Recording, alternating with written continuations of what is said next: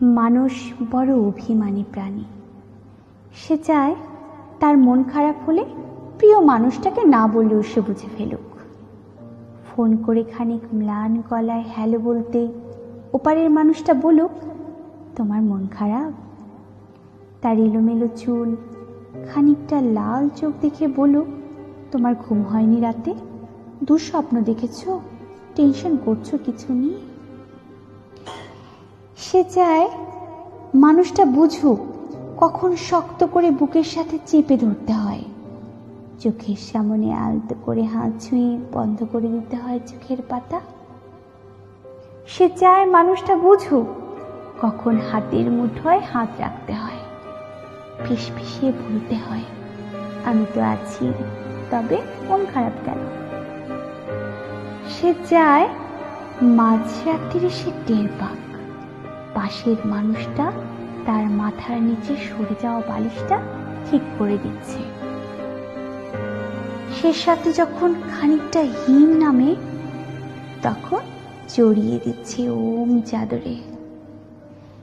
সে চায় তার জন্য মাঝরাত্রে কেউ বাড়ি ফেরার অপেক্ষায় থাকুক, মনে রাখুক তার জন্মদিনের কথা, প্রথম দিনের কথা, স্পর্শ অনুভূতির কথা।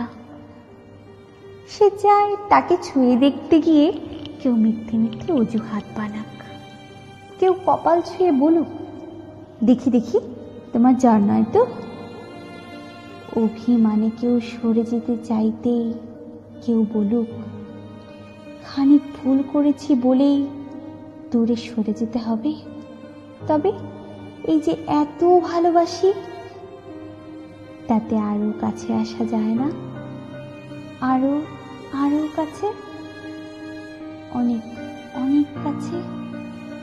মানুষ বড় অভিমানী প্রাণী।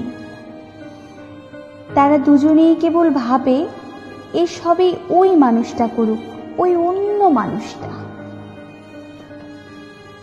কিন্তু শেষমেশ করা হয় না কারোরই। তাই কাছে আসার রঙিন দিনেরা ক্রমাগত দূরে সরে যাওয়ার ধূসর বিবর্ণ গল্প হয়।